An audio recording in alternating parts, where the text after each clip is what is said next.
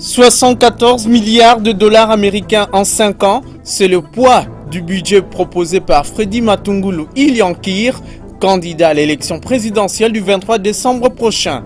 Bâtir une économie de forte croissance inclusive, créatrice de nouvelles opportunités d'emploi et de revenus, affronter les défis du social sont parmi les priorités de l'ancien haut fonctionnaire du Fonds monétaire international FMI. Et puis des avancées très significatives dans l'exécution de projets financés par le Fonds de promotion de l'industrie FPI dans la province du Maniema. Construction de ponts, d'un bateau à Kindu et financement d'une ferme d'élevage de vaches pour la production de lait à Kailo, ce sont là les réalisations supervisées par le directeur général adjoint du FPI, Boniface Kassembe, dans cette partie de la République. Combien valent la biodiversité et les services écosystémiques rendus? Comment évaluer la valeur économique de la biodiversité congolaise? Quel est le coût de son déclin? Autant de questions qui trouveront des réponses dans cette édition du magazine Fiscalité et Développement présenté par Ruben Mayoni Tiakiyunga. Agence Galaxy Media, la passion de développer la RDC. Madame, Messieurs, c'est encore et toujours un réel plaisir pour nous de vous avoir nombreux pour suivre cette émission Fiscalité et Développement qui est la grand-messe des finances publiques en République démocratique du Congo. Fiscalité de ce jour part de la présidentielle de décembre 2018 avec le candidat du parti Congo na Biso et de la plateforme Synergie électorale Notre Congo, Freddy Matungulu Mbuyambu Ilyankir, qui a présenté son projet de société le mercredi 26 septembre 2018 à la paroisse Notre-Dame de Fatima à Kinshasa-Gombe. L'ancien fonctionnaire du Fonds monétaire international FMI propose 74 milliards de dollars américains pour réaliser en 5 ans en tout cas son programme de développement s'il est élu. Le condensé de son volet économique est dans ce commentaire de Jean-Louis Miaswekama. Freddy Matungulu est candidat président de la République sous la bannière de son parti Congo na Biso, CNB, et de la plateforme Synergie électorale Notre Congo, CNCO. Pour le CNB-CNCO, Freddy Matungulu propose de créer une croissance partagée, durable et restaurer la dignité de la RDC. Le financement total de son projet de société sur 5 ans, soit de 2019 à 2023, est de 74 milliards de dollars américains. Durant cette période, ce budget est ventilé comme suit. Budget de l'État, recettes publiques, dons et emprunts, 52 milliards de dollars américains. Secteur privé, intérieur et étranger, 17,7 milliards de dollars américains. Autres rubriques, 4,3 milliards de dollars américains. Le total est de 74 milliards de dollars américains. Les axes du programme de Freddy Matungulu sont: créer un contexte institutionnel et sécuritaire de responsabilité favorable aux investissements. Bâtir une économie de forte croissance inclusive, créatrice de nouvelles opportunités d'emploi et de revenus. Affronter les défis du social et de la solidarité nationale grâce à des politiques sociales, d'éducation et de santé volontaristes. Signalons par la même occasion que le candidat de l'UNC Vital Kamere a présenté de son côté son programme chiffré à 114 milliards de dollars américains en 5 ans, soit 11 milliards de dollars américains pour la première année, 16 milliards pour la deuxième année, 20 milliards pour la troisième année, 26 milliards pour la quatrième année et 41 milliards de dollars américains pour la cinquième année. Quittons momentanément Kinshasa, la capitale, pour nous rendre dans le Congo profond. Sachez qu'une importante délégation du gouvernement congolais, conduite par le Premier ministre Bruno Tshibala, a séjourné il y a quelques jours dans la province du Congo central. L'objectif de la mission, c'est rendre compte des opérations économiques dans cette partie de la République caractérisée par des échanges commerciaux entre la RDC et l'Angola. Était également de la partie dans cette délégation le directeur général adjoint des douanes et axes Jean-Baptiste Nkongolo. Voici le résumé de cette mission importante de la délégation gouvernementale au Congo central dans ce reportage réalisé par nos confrères de Télé 7. 3 jours d'intense activité pour Jean-Baptiste Nkongolo Kabila Mouchi au Congo central.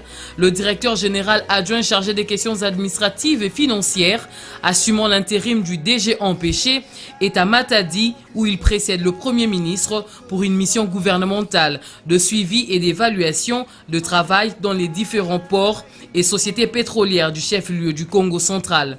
Le directeur général AI, accueilli par le gouverneur AI de la province, va avec l'autorité provinciale accueillir à son tour le Premier ministre à la tête d'une forte délégation composée du vice-premier ministre en charge des transports et des ministres des hydrocarbures et de l'économie au pont Pozo.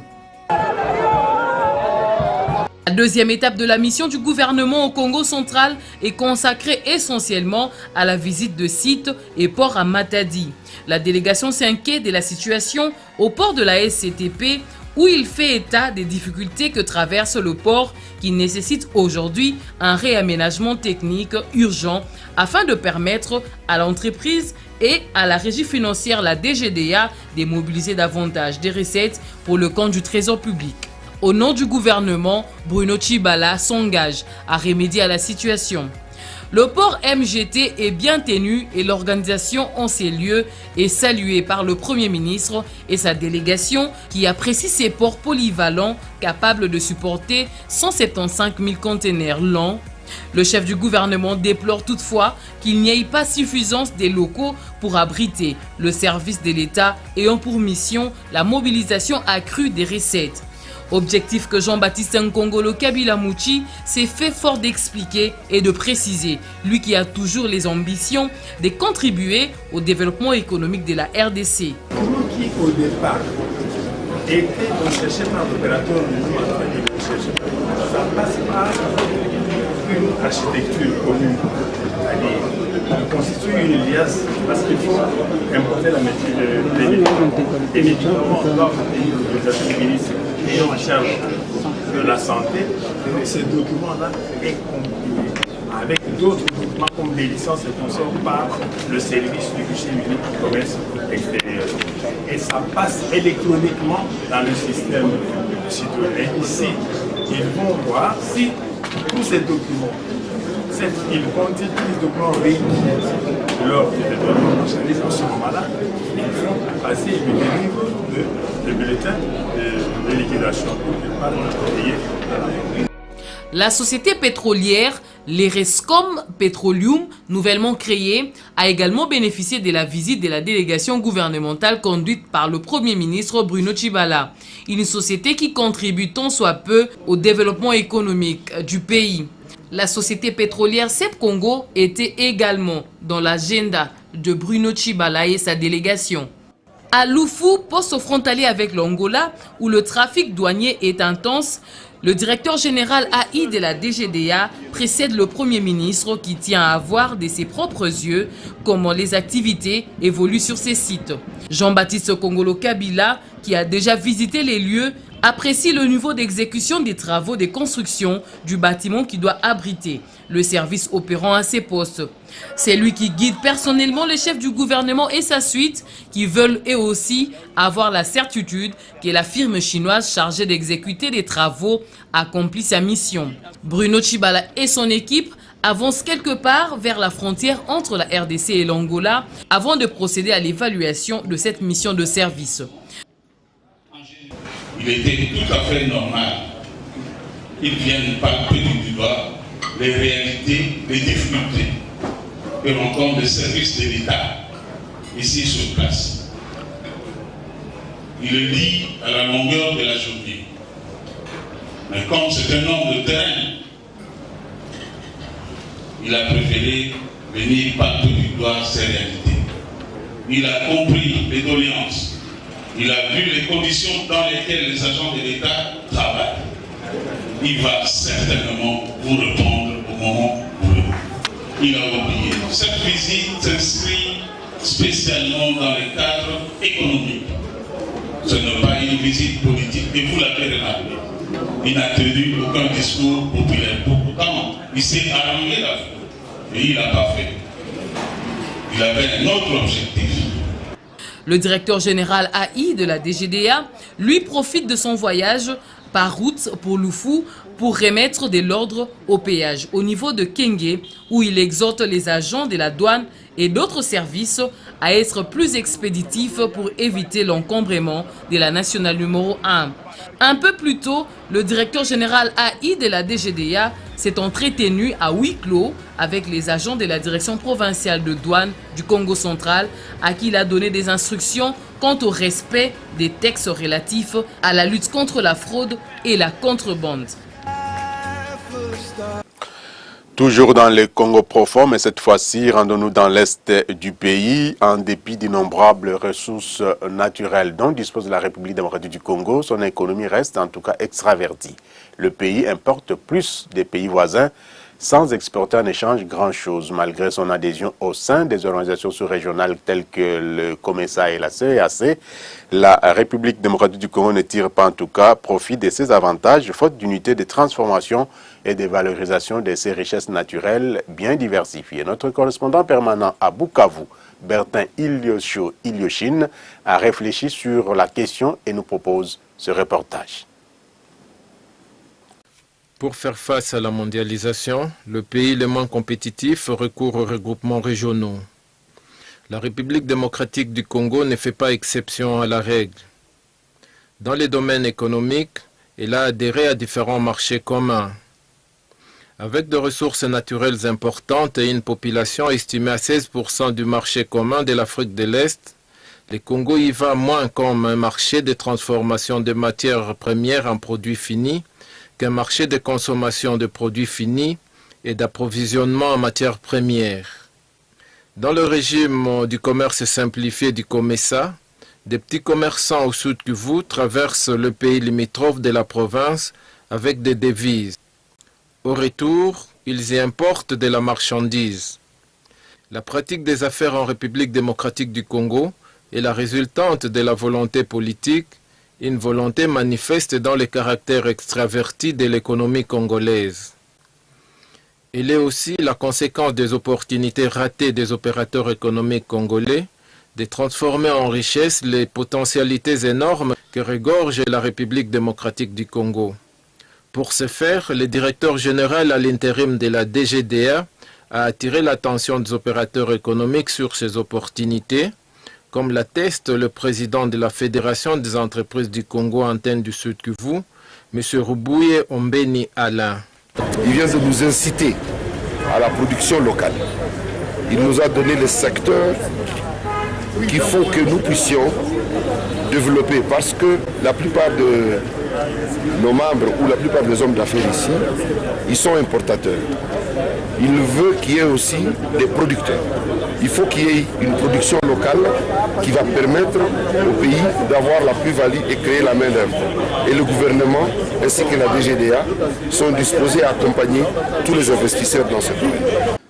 Rentrons à Kinshasa, la capitale, tout en restant dans le secteur du commerce extérieur, pour vous dire que le ministre de tutelle Jean-Lucien Boussa appelle à la création de l'Agence nationale de la promotion des exportations. Cette agence sera chargée d'identifier les produits locaux destinés à l'exportation et connaître le besoin du marché international pour la commercialisation des produits en provenance de la République démocratique du Congo. Une meilleure manière, en tout cas pour la République démocratique du Congo, de valoriser ces produits locaux et d'être compétitif sur le marché international. Jean-Lucien Boussa l'a dit dans une émission spéciale dont l'extrait est ici choisi par Michel Wangi. Il n'est pas possible de manière instantanée d'attirer les investisseurs nationaux comme étrangers. Il est possible de leur dire, dans le monde, on a besoin de manioc. Les besoins du manioc en Chine, dans les années à venir, peut-être de 1 milliard de tonnes ou de 100 millions de tonnes. La RDC, nous devons commencer à produire du manioc maintenant parce qu'il y a un marché en Chine qui a besoin de ces produits. C'est ça l'Agence nationale de la promotion des exportations. Il y a 2 phases. La première phase, c'est de porter les produits congolais, made in Congo, sur le marché international. Ceci implique une économie compétitive. Ceci implique que les rapports qualité-prix de nos produits est le meilleur et qu'il attire, même sans volonté, les partenaires étrangers. Deuxième phase, et je termine par là, c'est la conquête du marché international. Comment nous allons conquérir le marché international comme les autres pays l'ont conquis? Beaucoup de pays ont étudié le Congo. Et je vous dis, j'ai reçu un opérateur économique des pays voisins qui m'a dit, Monsieur le ministre, moi je veux que vous puissiez m'accorder une dérogation de 50 000 tonnes de ciment. J'ai dit, mais pourquoi? Parce que nous on produit ça ici. Et j'ai interdit ça. Ah, mais vous savez, Monsieur le ministre, vraiment aidez-nous parce que nous avons construit notre usine dans le pays X visant les marchés quinois. Ah, j'ai dit, mais ça c'est intéressant pour le ministre du Commerce. Vous voyez ce que je veux dire? Donc ils ont capté, ils ont étudié les marchés congolais. Ils ont considéré que ces marchés il y aura besoin de ciment. C'est 10 millions à Kinshasa. Mais c'est 80 millions au Congo. Ça c'est un marché qu'il faut cibler. On a vu des gens qui ont produit des canettes. La miniaturisation des produits. Parce qu'ils ont considéré que le marché quinois congolais est un marché qui gagnerait... À faible pouvoir d'achat. Oui, mais qui gagnerait par le fait des économies d'échelle.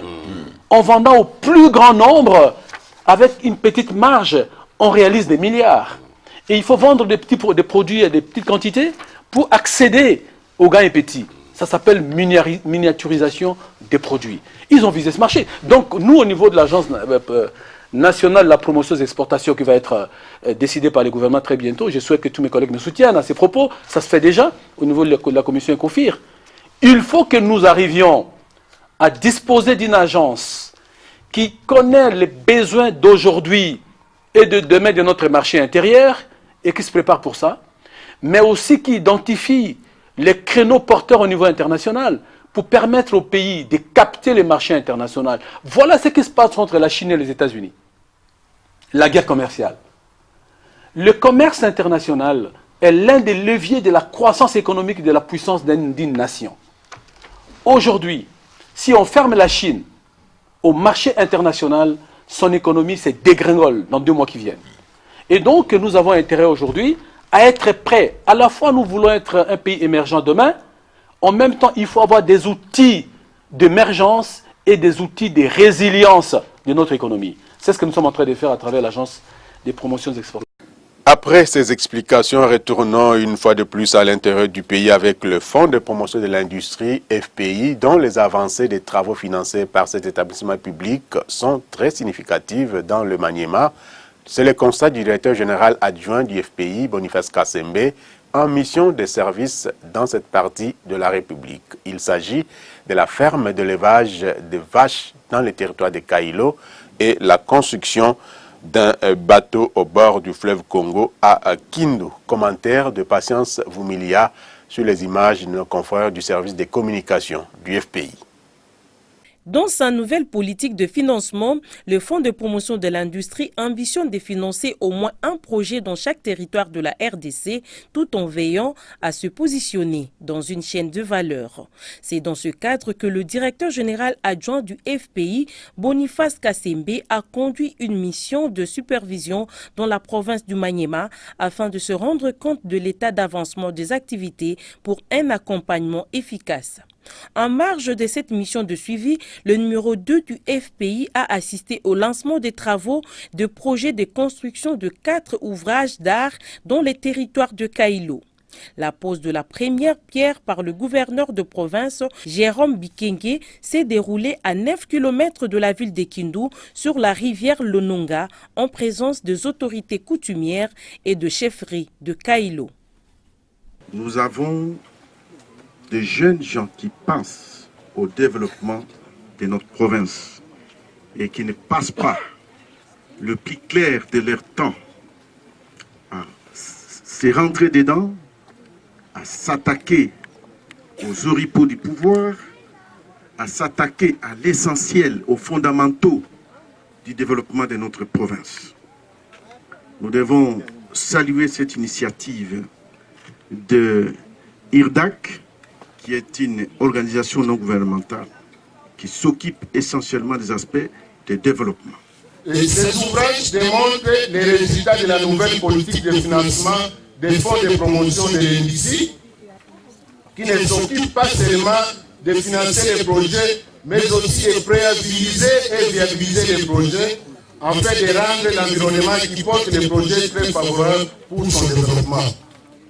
Ceci réside, mesdames et messieurs, en quelques mots les nouvelles politiques de financement du nouveau FPI. Le bénéficiaire de cette subvention du FPI est l'ONGD IRDAG, un consortium d'ingénieurs de construction pour la réhabilitation de la voie Kindu-Lokando. En fait, 4 ponts seront construits en béton armé pour une durée de 5 mois. Sur la rivière Lononga à 9 km, Solo à 11 km, Lombe à 15 km et Delade à 35 km.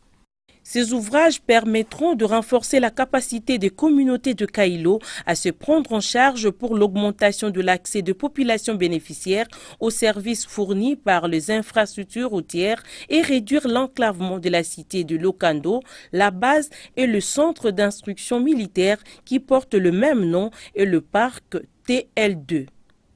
Dans le volet supervision de projet, une descente sur le terrain a été effectuée à 35 km de la ville de Kindu.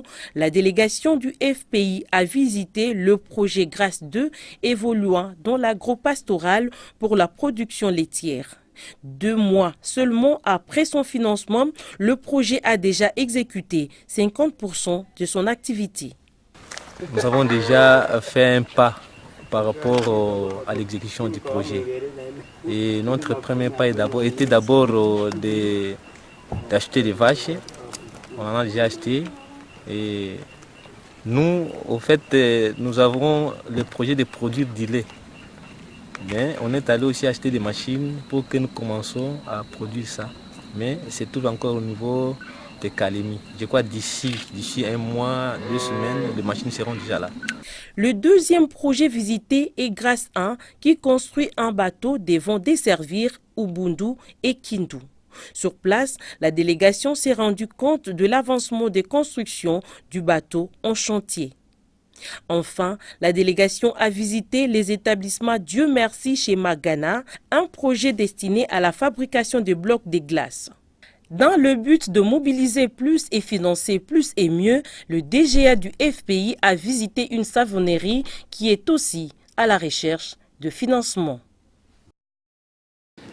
Et puis, du 19 au 25 septembre 2018, dans 24 communes de la ville-province de Kinshasa, il a été organisé en collaboration avec le comité d'orientation de la réforme des finances publiques COREF, les réunions d'orientation budgétaire. Il a été question d'évaluer l'exercice budgétaire en cours et d'arrêter surtout les assignations budgétaires pour 2019 en faveur des municipalités de la capitale congolaise, dans le cadre bien sûr du processus du budget participatif. Ces réunions ont été appuyées par le projet Profit Congo. Les détails dans cet élément exclusif signé Geneviève Mizegele et Céline Bumba dans un rendu de Rosette Mamba. Vendredi 21 septembre 2018, nous sommes dans la salle de conférence de la maison communale d'Ndjélé. Ici se tient la réunion d'orientation budgétaire 2019, une étape cruciale du processus du budget participatif. Il est question de faire une évaluation de l'exercice budgétaire 2018 en vue d'apprêter les prévisions pour 2019. Le processus budget participatif pour l'exercice 2019. Et on l'avait dit, c'est de la même manière qu'au niveau national, on a élaboré les budgets, on attend la session budgétaire au niveau du Parlement. Au niveau de la base aussi, nous devons faire la même chose. Mais comme nos 24 communes ont adhéré au processus budget participatif, la première des choses, c'est quoi? C'est préparer les finances, les assignations que les services donnent à la commune pour que nous puissions voir combien la commune peut allouer, quelle quantité la commune va allouer pour les projets de population pour l'exercice 2019. C'est pourquoi nous insistons que quand nous faisons les réunions d'orientation budgétaire, il ne faut pas que ces réunions se tiennent seulement avec l'OD, mandataires et d'autres services. Il faut que les services qui mobilisent réellement les recettes de la commune soient présents. Parce que ce sont ces services qui donnent les assignations aux services des finances de la commune, les assignations sur lesquelles on fait les prévisions budgétaires de l'année à venir. Le montage du budget doit être réaliste, se basant sur les recettes réellement mobilisées par la commune. Cela devra permettre aux populations de mieux cibler le projet prioritaire à intégrer dans le budget communal lors du forum des quartiers. Bon, par rapport à cette réunion, je suis très contente. Puisque depuis lors, on ne parvient pas à comprendre nos recettes, comment ça fonctionne. On ne sait même pas. Pendant les trimestres, on reçoit combien, on dépense combien, on ne parvient pas. Mais grâce au budget participatif, on parvient maintenant à comprendre l'évolution de nos recettes. Dans la commune de la Gombe, le même exercice est effectué. Les mandataires et les membres des organisations de la société civile participent à cette réunion d'orientation budgétaire 2019 sous l'encadrement du COREF dans le cadre du projet Profit Congo. La commune de la Gombe, c'est là où tous les services de l'État viennent utiliser.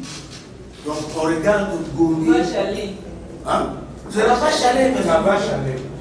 Merci pour avoir complété. Donc Gombe est vu et perçu comme ça par les autorités. Il y a des endroits où on ne peut pas toucher et tout ce qui revient à la commune est pris par le gouvernement, si pas provincial, sans ça. On va même la nomenclature comptable. On a dépouillé presque tous nos services, nos taxes. On n'a plus rien. Habitat et tout ça, je sais pas, les bords qui nous appartenaient, nous savons, on faisait des réserves. On a dit guichet né qu'on partage, mais ça fait 2 ans que la commune n'a jamais eu sa quantité. Voilà, donc il y a des histoires ici. Je crois que qu'on peut nous amener vraiment à faire des lobbies, des plaidoiries. Donc il faut qu'on cesse de voir la commune de la Gombe comme une fleur qui orne la maison RDC.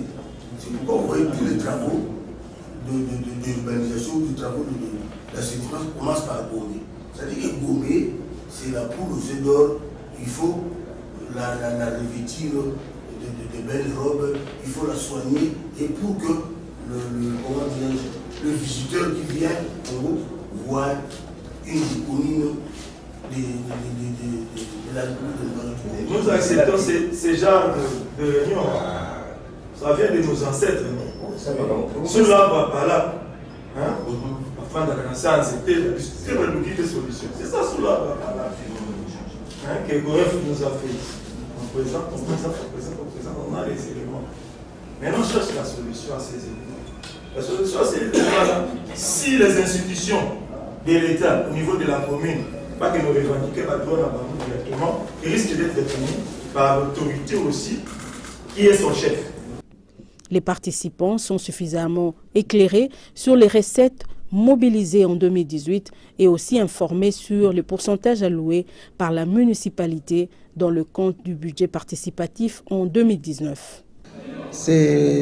On est fait chaque année. Vous avez des réunions d'orientation pour nous orienter comment préparer les budgets participatifs de 2019. C'est quelque chose que nous faisons ça chaque année avec ECOREF. Pourquoi? Parce que ça nous aide, nous les ETD, à maximiser nos recettes pour réaliser les budgets conformes aux instructions de la ville. Mais maintenant, nous sommes contents parce que maintenant, avec notre ministre professeur des Finances, ils vont maintenant réglementer et nous dire qu'est-ce que les communes vont percevoir. Et la nomenclature actuelle aussi, on a dépouillé aussi la commune avec beaucoup de ces recettes.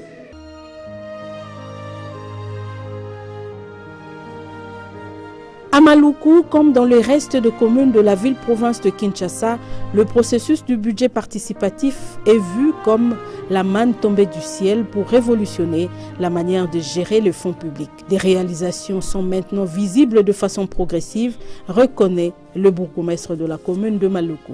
Je crois que depuis que nous sommes avec les COREF, nous avons trouvé tant des innovations et en termes directs, ils nous approchent pour nous appuyer dans différents textes. Ils nous approchent pour d'abord les planifications et enfin il revient pour évaluer. Et dans l'évaluation, ça me donne encore le courage de voir que nous sommes approchés, malgré que nous ne sommes pas encore arrivés au niveau des élections locales. Mais néanmoins, avec l'accompagnement du comité local, nos services se sont retrouvés quand même comme quoi répondre aux besoins et aux moments. Et ça nous permet, nous, autorités, de nous mettre aussi à notre place directement. Et c'est comme maintenant ça évolue au niveau des assemblées provinciales, au niveau du gouvernement central. Et nous nous sentons là déjà avant qu'il y ait des élections. Donc nous encourageons très bien l'initiative du COREF. Et je crois bien qu'avec cet accompagnement, dès que nous irons aux élections locales, ça ira encore plus. Je suis tellement ravi et très content de pouvoir constater pour une première fois que notre pays commence à changer ses habitudes. Maintenant, la commune va participer à ce qui les concerne.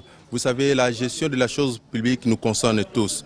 Lorsqu'on parle, n'est-ce pas, du budget participatif, ça nous concerne tous. Si nous voulons réellement que notre pays puisse se développer, si nous voulons réellement que notre commune puisse se développer, nous devons mettre en exercice tout ce que nous sommes en train d'apprendre ici pour l'évolution et l'émancipation de notre commune. Une autre recommandation, parce que vous savez, la population ne peut pas être mise à part. Pourquoi? Parce que tout ce que nous sommes en train d'avoir ici, ça les concerne également. Ça les concerne également. Il doit s'impliquer. Lorsqu'on fait appel à elle, elle doit répondre participativement pour que les choses changent. Parce que nous ne pouvons pas changer nous-mêmes. Nous pouvons commencer à changer par nos familles pour que ça puisse s'étendre à la commune et dans notre pays. Il faut noter que ces réunions d'orientation budgétaire 2019 ont été organisées dans toutes les 24 communes de la capitale congolaise du 19 au 25 septembre 2018. Prochaine étape du processus du budget participatif, c'est l'organisation du Forum des quartiers. Sachez aussi que le Forum des quartiers sont organisés dans les 24 communes de la capitale Kinshasa, toujours dans le cadre du processus du budget participatif. Nous y reviendrons au cours de nos prochaines éditions de fiscalité et développement. Changeons de cap. Combien valent la biodiversité et les services écosystémiques rendus? Comment évaluer la valeur économique de la biodiversité congolaise? Quel est le coût de son déclin? En tout cas, autant de questions auxquelles votre magazine a tenté de répondre dans cette réflexion que nous proposons de suivre. Mais d'ores et déjà, selon des sources proches du parc national de Virunga, le chiffre d'affaires de cette aire protégée peut avoisiner les 5,5 millions de dollars américains l'an. Regardez. Les êtres humains sont censés tirer les bénéfices du fonctionnement des écosystèmes, connus comme services écosystémiques rendus par ces derniers. C'est ce qu'on appelle valeur économique de la biodiversité. On en distingue les services de production ou d'approvisionnement, de régulation, les services culturels et les services de support tels qu'énumérés en 2005 dans le rapport Millennium Ecosystem Assessment, évaluation des écosystèmes pour le millénaire. Il n'est un secret pour personne. La République démocratique du Congo regorge une biodiversité sans précédent, tant animale que végétale, susceptible de donner à l'État congolais des ressources financières importantes pour son développement. D'où la nécessité pour la RDC de progresser sur la quantification, l'objectivation des services écosystémiques au mieux de sa biodiversité. Mais la grande question est celle de savoir comment évaluer la valeur économique de la biodiversité congolaise.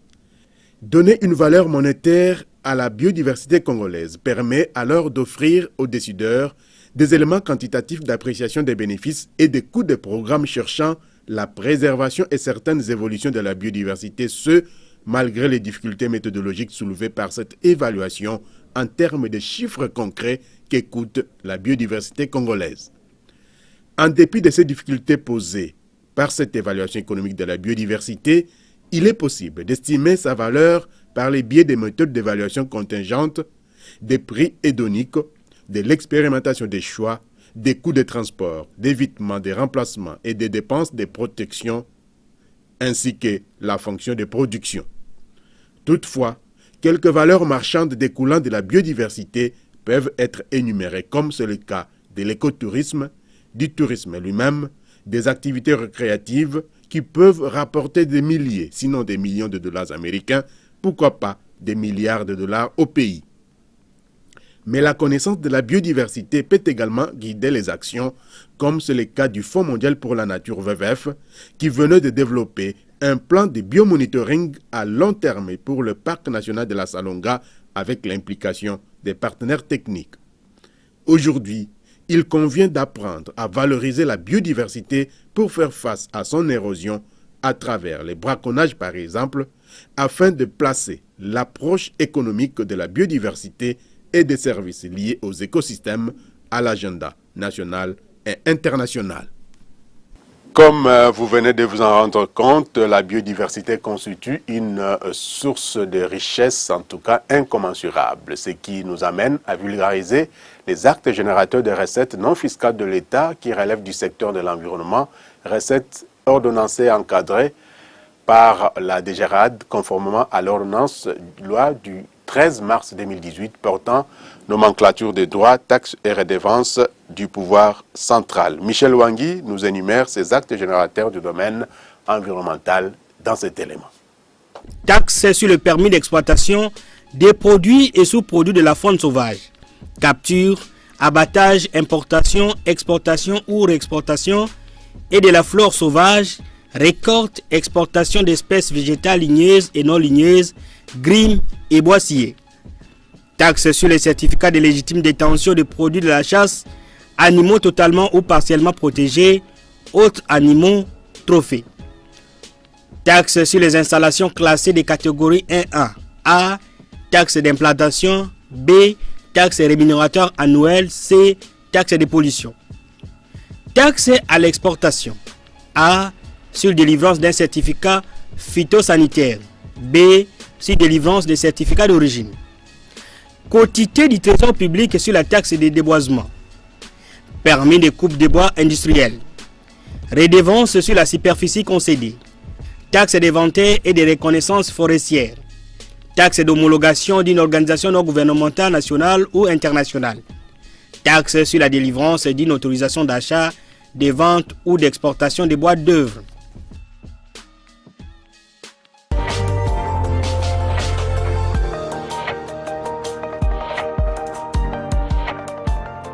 À l'international, vous l'aurez déjà compris, nous y sommes. Sachez que le commerce international va mal, voire très mal. Constat de la conférence des Nations Unies pour le commerce et le développement, la CNUSED, dans son rapport 2018 rendu public le 26 septembre dernier à Genève en Suisse. Ce document s'intitule « Rapport sur le commerce et le développement 2018, pouvoir, plateforme et l'illusion du libre-échange ». Les experts de cette organisation du système des Nations Unies citent des menaces qui pèsent sur le commerce, parmi lesquels la hausse des droits de douane et l'instabilité des flux financiers. Ils font état des inégalités et des déséquilibres créés par l'hypermondialisation, mais également l'aggravation de l'endettement observé dans le monde. Solution préconisée par la CNUSED, c'est entre autres la réglementation du système commercial multilatéral en privilégiant 3 priorités. Quelles sont ces priorités? Il s'agit, la première consiste à lier les discussions commerciales à un engagement en faveur du plein emploi et de la hausse des salaires. Le rapport propose en deuxième lieu la réglementation des pratiques abusives des entreprises. Enfin, la troisième priorité est de garantir une marge d'action suffisante pour s'assurer que les pays peuvent gérer leur intégration conformément aux objectifs de développement durable. Merci à Benjamin Yogolele pour cette nouvelle.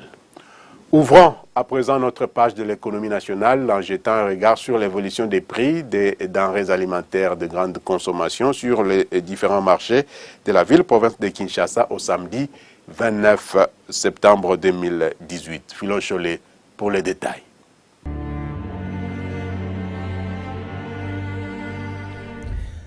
Concernant les poulets, le prix d'un carton poids 13 a connu une hausse passant de 68 500 francs congolais à 68 600 francs congolais, soit une augmentation de 100 francs congolais.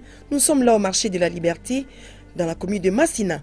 Même tableau au marché central, où le prix est passé de 61 500 francs congolais à 62 500 francs congolais, soit une hausse de 1000 francs congolais. Ce même carton s'est vendu à 63 400 francs congolais au marché Zigida, légère augmentation observée au marché Gambela où le même carton de poulet est passé de 62 300 francs congolais à 62 600 francs congolais, soit une hausse de 300 francs congolais. Une augmentation justifiée par une rareté constatée sur ces marchés. À propos des produits secs, sachez que le prix d'un sac de maïs en provenance de la province du Kwilu a connu une baisse. Le prix a reculé de 80 000 francs congolais à 77 000 francs congolais, soit une baisse de 3 000 francs congolais au marché de la Liberté. Au marché central, par contre, le coût a grimpé de 75 000 francs congolais à 78 000 francs congolais, soit une augmentation de 3 000 francs congolais. Et enfin, au marché Gambela, il s'est négocié à 75 000 francs congolais.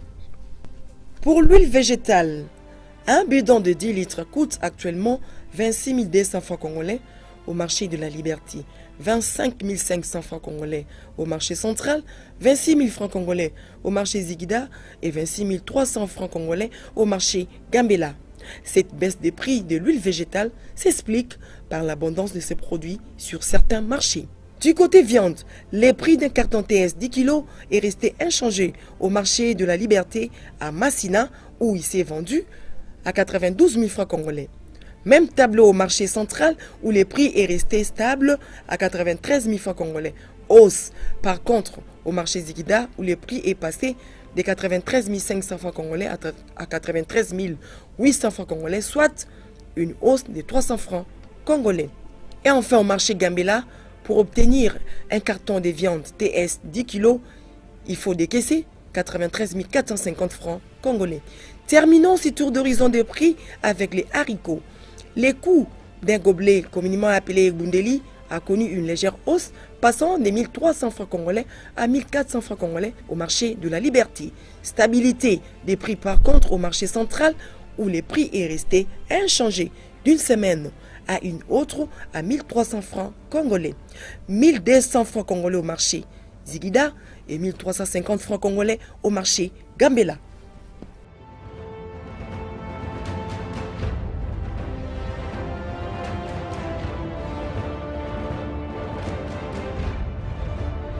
Dans le même ordre d'idée, comme vous le savez d'ailleurs, du côté de l'Institut national de la statistique, INES, Muriel Makisse nous fournit les informations de l'indice de l'inflation hebdomadaire au cours de la semaine du 24 au 29 septembre 2018. L'inflation hebdomadaire du 24 au 29 septembre 2018 est de 0,036% au niveau national et 0,038% à Kinshasa. En cumul, l'inflation a atteint 5,754% au niveau national et 5,846% à Kinshasa. L'inflation annualisée se situe à 7,744% au niveau national et 7,870% à Kinshasa. En rythme annuel, l'inflation est de 18,773% au niveau national et 17,159% à Kinshasa. À fin septembre 2018, l'inflation mensuelle est de 0,207% au niveau national et 0,195% à Kinshasa. L'inflation de la semaine est consécutive à la hausse des prix des viandes, des huiles et graisses, des épices, des tabacs et des combustibles. Santé de la devise nationale à présent sur le marché d'échange. Le taux officiel de la Banque centrale du Congo a indiqué au vendredi 28 septembre 2018 un dollar américain à 1630,89 francs congolais, 1 euro à 1907,18 francs congolais et un franc CFA à 2,90 francs congolais. Au samedi 29 septembre 2018, au parallèle cette fois-ci, le taux était à 1632 francs congolais le dollar américain dans la plupart des communes de la capitale et à 1645 francs congolais au centre-ville de Kinshasa. À l'aéroport international d'Ndjili, le taux est resté inchangé à 1600 francs congolais. À l'intérieur du pays cette fois-ci, précisément à Kikwit, dans la province du Kwilu, le roi dollar s'est changé à 1620 francs congolais. À Mbandaka, dans la province de l'Équateur, cette monnaie internationale a valu 1625 francs congolais. À Bunia, dans la province de l'Ituri, le taux était à 1632 francs congolais, 1634 à Kolwezi dans la province du Lualaba. À Bwende, dans la province de la Chuapa, les rois dollars s'est négocié à 1635 francs congolais, 1640 francs congolais à Kisangani dans la province de la Chopo. Et le pic du taux de change à l'intérieur du pays a été observé à Kindu, dans la province du Maniema, où l'on pouvait obtenir la devise américaine à 1650 francs congolais. Pas question en tout cas de boucler cette édition de Fiscalité et Développement sans vous présenter la revue de presse hebdomadaire de l'économie et des finances ainsi que des questions de développement dans cette sélection et commentaires de notre confrère Fabien Bakayaka.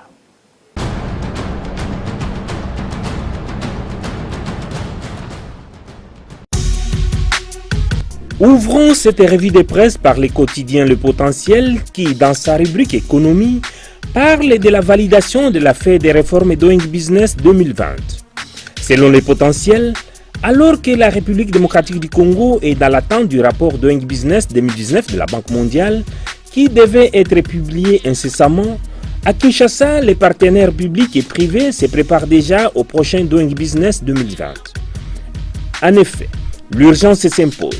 Sur papier, la RDC n'a que 7 mois pour transmettre au plus tard avril 2019 à la Banque mondiale l'état des lieux des réformes entreprises dans le cadre des Doing Business 2020. Information relayée par la Prospérité qui titre à la une « Climat des affaires en appui des réformes engagées pour les Doing Business 2020 ». Ces quotidiens relèvent les objectifs poursuivis par ces réformes, à savoir l'amélioration du climat des affaires en République démocratique du Congo, l'attraction des investisseurs et la création de richesses et d'emplois. Sous un autre chapitre, la référence plus affirme que les participants à l'atelier sur la lutte contre le commerce illicite des espèces de faune et flore sauvages tenu à Kinshasa au cours de la semaine ont recommandé à la RDC de mettre en application des mesures prises par le législateur pour décourager les braconnages et le commerce illicite d'espèces sauvages protégées. Ainsi, pour n'avoir pas fait appliquer ces mesures, le vrai modérateur informe que le ministre de l'Environnement et Développement durable, Ami Ambatobe, devrait s'expliquer sous paix devant la représentation nationale. De la politique à l'économie, il n'y a qu'un pas. L'autre actualité qui a retenu l'attention des journaux et surtout des forums des As parus cette semaine, c'est la présentation du projet de société de Freddy Matungulu, candidat président de la République, qui estime les coûts d'un programme réaliste de la reprise de l'économie congolaise à 74 milliards de dollars américains pour le quinquennat 2019-2023, soit une moyenne annuelle de 14,8 milliards de dollars américains. Ce montant comprend 52 milliards de dollars américains de budget de l'État ou 10,4 milliards de dollars américains par an. De ce fait, c'est à tort ou à raison que son projet de société est dénommé « Créer une croissance partagée durable et restaurer la dignité de la RDC ». Bouclons ce survol de l'actualité économique et financière de la semaine par la tempête des tropiques et les maximums qui annonce l'incarcération de José Filomeno dos Santos, fils de l'ancien président angolais. Soupçonné d'avoir mis au point, alors qu'il dirigeait les fonds souverains, une gigantesque fraude qui aurait pu lui permettre de détourner avec ses complices jusqu'à 1,5 milliard de dollars américains. La fraude a été découverte à la faveur d'un transfert suspect de 500 millions de dollars américains vers les comptes londoniens du Crédit Suisse bloqués par les autorités britanniques. Avant lui, la lutte anticorruption mise en place par le président Joao Lourenço est parvenue à limoger de la tête de Sonangol Isabel dos Santos et Felipe da Silva, le gouverneur de la Banque centrale angolaise, tous proches de l'ancien président dos Santos. Et les maximums de se demander lutte anticorruption ou lutte anti-dos Santos. Merci et à la semaine prochaine. Le prochain rendez-vous est pris pour dimanche. D'ici là, portez-vous bien et bonne suite des programmes sur votre chaîne. Au revoir et à très bientôt.